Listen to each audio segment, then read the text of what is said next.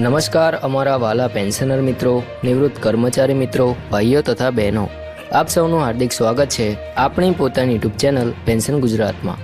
તો સૌપ્રથમ તો આપ સૌને વેલકમ છે। તો મિત્રો, આજનો વિડીયો ખૂબ જ ખાસ અને મહત્વપૂર્ણ બનવાનો છે, કારણ કે આજના વિડીયોમાં આપણે ચર્ચા કરવા જઈ રહ્યા છીએ ગુજરાત રાજ્યના તેમજ કેન્દ્ર સરકાર હેઠળ નિવૃત્તિ પામેલા લાખો પેન્શનરો માટે આવેલા એક મોટા મુદ્દા પર।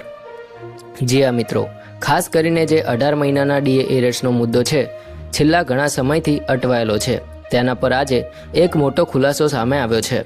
મિત્રો, ઘણા પેન્શનરો સતત પૂછતા હતા કે આખરે 18 મહિનાના ડીએ એરેટ્સ ક્યારે મળશે કે નહીં મળે, તો સરકાર તરફથી શું તૈયારીઓ ચાલી રહી છે, 8મા પગાર પંચનો લાભ ક્યારે મળશે અને શું પેન્શનમાં ખરેખર મોટો વધારો શક્ય છે કે નહીં। તો મિત્રો, આજના આ વિડીયોમાં આપણે આ તમામ મુદ્દાઓને ખૂબ જ વિગતવાર સમજવાના છીએ। ખાસ કરીને 66 વર્ષથી વધુ ઉંમરના પેન્શનર મિત્રો માટે આજની માહિતી ખૂબ જ ઉપયોગી સાબિત થવાની છે, તેથી વિડીયોને અંત સુધી જરૂરથી નિહાળતા રહેજો। તો ચાલો મિત્રો, શરૂ કરીએ। તો મિત્રો, છેલ્લા ઘણા સમયથી દેશભરના સરકારી કર્મચારીઓ અને નિવૃત્ત પેન્શનરોમાં એક જ ચર્ચા ચાલી રહી છે, અને તે છે 8મા પગાર પંચની। કારણ કે મોંઘવારી સતત વધી રહી છે, દવાઓના ખર્ચમાં વધારો થઈ રહ્યો છે, ઘર ખર્ચ ચલાવવો મુશ્કેલ બનતો જઈ રહ્યો છે, અને આવી સ્થિતિમાં પેન્શનરોને સૌથી મોટી આશા હોય છે કે સરકાર તરફથી કંઈક રાહત મળે। ખાસ કરીને જે વરિષ્ઠ નાગરિક પેન્શન પર સંપૂર્ણપણે નિર્ભર છે, તેમના માટે દર મહિને મળતી પેન્શન જ જીવનનો મુખ્ય આધાર હોય છે। પરંતુ મિત્રો, આજે જે પરિસ્થિતિ ઊભી થઈ રહી છે, તેમાં ઘણા પેન્શનરો કહી રહ્યા છે કે હાલની પેન્શનથી ઘર ચલાવવું મુશ્કેલ બની ગયું છે। ગેસ સિલિન્ડર મોંઘા થયા છે, વીજળીના બિલ વધ્યા છે, દવાઓના ખર્ચામાં વધારો થયો છે, ખાનગી હોસ્પિટલોના ખર્ચા વધી ગયા છે, અને રોજિંદા જીવનમાં પણ ખર્ચાઓ ઘણા વધી ગયા છે। આવી સ્થિતિમાં જો પેન્શનમાં યોગ્ય વધારો ન થાય તો નિવૃત્ત કર્મચારીઓ માટે મુશ્કેલી ઊભી થાય એ સ્વાભાવિક છે। મિત્રો, હવે સૌથી મહત્વની વાત કરીએ તો 8મું પગાર પંચ 1 જાન્યુઆરી 2026થી અમલમાં આવી ગયું હોવાનું માનવામાં આવી રહ્યું છે, પરંતુ હજી સુધી કર્મચારીઓ અને પેન્શનરોને તેનો સંપૂર્ણ લાભ મળતો જોવા નથી મળી રહ્યો। ઘણા લોકોના મનમાં પ્રશ્ન એ છે કે આખરે વિલંબ કેમ થઈ રહ્યો છે।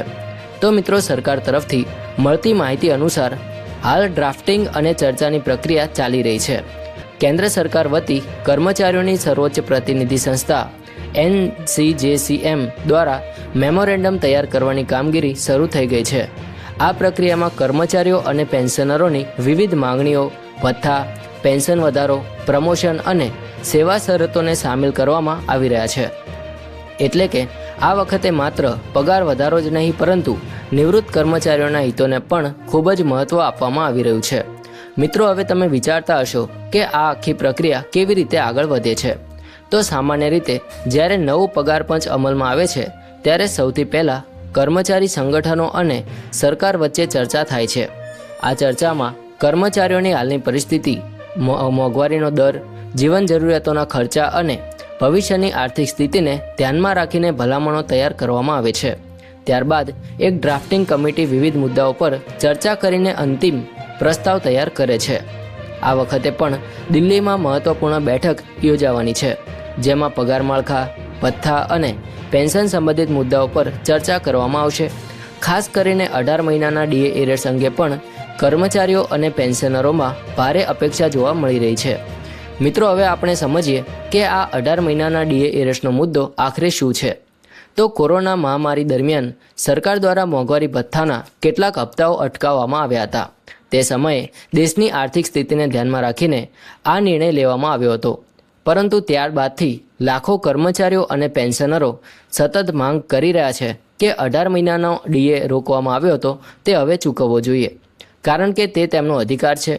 ઘણા નિવૃત્ત પેન્શનરોનું કહેવું છે કે તેમણે આખી જિંદગી સરકારની સેવા કરી છે, અને હવે નિવૃત્તિ પછી તેમના હકના પૈસા અટકાવવામાં આવે તે યોગ્ય નથી। ખાસ કરીને વૃદ્ધ પેન્શનરો માટે આ રકમ ખૂબ જ મહત્ત્વની બની શકે છે, કારણ કે દવાઓ, સારવાર અને ઘર ખર્ચ માટે આ રકમ મોટી રાહત આપી શકે છે। મિત્રો, હાલ જે ચર્ચાઓ ચાલી રહી છે તે મુજબ સરકાર પર પણ દબાણ વધી રહ્યું છે કે પેન્શનરોને રાહત આપવામાં આવે।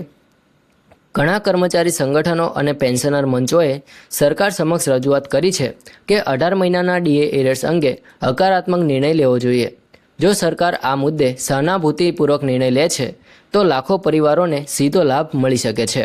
ખાસ કરીને 66 વર્ષથી વધુ ઉંમરના પેન્શનરો માટે આ રકમ જીવનમાં ખૂબ મોટો આધાર બની શકે છે. મિત્રો, હવે આપણે વાત કરીએ સૌથી વધુ ચર્ચાતા મુદ્દા એટલે કે ફિટમેન્ટ ફેક્ટર વિશે. તો ઘણા લોકોને હજી પણ ખબર નથી પડતી અથવા તો સમજ નથી પડતી કે આખરે ફિટમેન્ટ ફેક્ટર શું છે અને તેનાથી પગાર તથા પેન્શનમાં કેટલો વધારો થઈ શકે છે. તો મિત્રો, ખૂબ જ સરળ ભાષામાં સમજીએ તો ફિટમેન્ટ ફેક્ટર એ એક પ્રકારનો ગુણાકાર છે જેના આધારે હાલના મૂળભૂત પગારને નવા પગારમાં રૂપાંતરિત કરવામાં આવે છે. ઉદાહરણ તરીકે જોઈએ તો જો હાલ કોઈ કર્મચારીનો મૂળ પગાર 18,000 રૂપિયા છે અને ફિટમેન્ટ ફેક્ટર 2 લાગુ થાય છે તો નવો પગાર લગભગ 36,000 રૂપિયા સુધી પહોંચી શકે છે. જો ફિટમેન્ટ ફેક્ટર 3 થાય છે તો આ જ પગાર 54,000 રૂપિયા સુધી પહોંચી શકે છે. અને જો ફિટમેન્ટ ફેક્ટર 3.25 થાય છે તો પગાર 58,000 રૂપિયા સુધી પહોંચી શકે છે. એટલે કે ફિટમેન્ટ ફેક્ટર જેટલું વધુ હશે તેટલો પગાર અને પેન્શનમાં વધારો પણ એટલો જ વધારે થશે.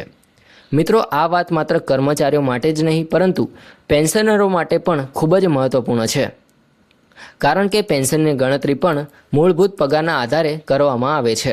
એટલે કે જો કર્મચારીઓના પગારમાં વધારો થાય તો નિવૃત્ત પેન્શનરોની પેન્શનમાં પણ વધારો થવાની શક્યતા વધી જાય છે.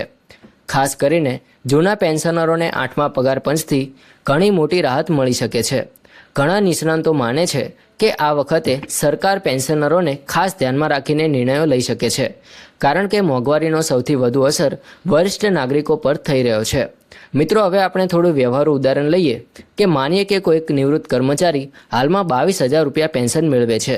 જો ફિટમેન્ટ ફેક્ટર વધે અને ડીએ સાથે નવી ગણતરી થાય તો તેમની પેન્શન 35,000 થી 45,000 રૂપિયા સુધી પહોંચી શકે છે. હવે કલ્પના કરો કે જે વ્યક્તિ દવાઓ, ઘર ખર્ચ માટે સંઘર્ષ કરી રહ્યા હતા તેમને દર મહિને 10,000 થી 15,000 રૂપિયાની રાહત મળે તો તેમના જીવનમાં કેટલો મોટો ફેરફાર આવી શકે છે. ઘણા પેન્શનરો પોતાના બાળકો પર આધારિત રહેવા મજબૂર છે અને પરંતુ જો યોગ્ય પેન્શન મળે તો તેઓ આત્મનિર્ભર જીવન પણ જીવી શકે છે. મિત્રો, અહીં એક મહત્ત્વની વાત એ પણ છે કે પેન્શનરોને પોતાના દસ્તાવેજો અને બેંક વિગતો સમયસર અપડેટ રાખવી જોઈએ. ઘણી વખત એવું બનતું હોય છે કે સરકાર તરફથી લાભ જાહેર થાય પરંતુ બેંક ખાતામાં કે પેન્શન રેકોર્ડમાં ભૂલ હોવાને કારણે લોકોને સમયસર લાભ મળતો નથી. તેથી આધાર કાર્ડ, પાન કાર્ડ, જીવન પ્રમાણપત્ર અને બેંક ખાતાની વિગતો હંમેશા ચકાસેલી અને અપડેટ રાખવી જોઈએ. ખાસ કરીને નિવૃત્ત પેન્શનરોના પરિવારે પણ આ બાબતમાં ધ્યાન રાખવું જોઈએ. મિત્રો, હવે આપણે આગામી મહિનાઓના ખૂબ જ મહત્ત્વના બનવાના છે કારણ કે ડ્રાફ્ટિંગ કમ્યુનિટી બેઠકો અને કર્મચારી સંગઠનોની રજૂઆતો પછી સરકાર આગળના નિર્ણયો લઈ શકે છે. જો હકારાત્મક વાતાવરણ રહેશે તો પગાર વધારો, પેન્શન સુધારા અને ડીએ એરેટ્સ અંગે મોટી જાહેરાતો જોવા મળી શકે છે. ઘણા નિષ્ણાતો માને છે કે 8મા પગાર પંચથી દેશના લાખો કર્મચારીઓ અને પેન્શનરોના જીવનમાં ખૂબ જ મોટો બદલાવ આવવાનો છે. મિત્રો, અંતમાં હું એટલું જ કહીશ કે હાલ પરિસ્થિતિ ખૂબ જ મહત્વપૂર્ણ છે અને આગામી દિવસોમાં પેન્શનરો માટે મોટા સમાચાર આવી શકે છે. 18 મહિનાના ડીએ એરેટ્સનો મુદ્દો હોય કે પછી 8મા પગાર પંચથી પેન્શનમાં વધારો, દરેક બાબત પર દેશભરના લાખો લોકોની નજર છે. આપણે આશા રાખીએ કે સરકાર પેન્શનરોની લાગણીઓને સમજે, યોગ્ય અને હકારાત્મક નિર્ણય લેશે. ખાસ કરીને જે વરિષ્ઠ નાગરિકો દવાઓ અને જીવન જરૂરિયાતો માટે સંઘર્ષ કરી રહ્યા છે તેમના માટે આ નિર્ણય જીવન બદલાવી શકે તેવો સાબિત થઈ શકે છે. જય હિન્દ, વંદે માતરમ.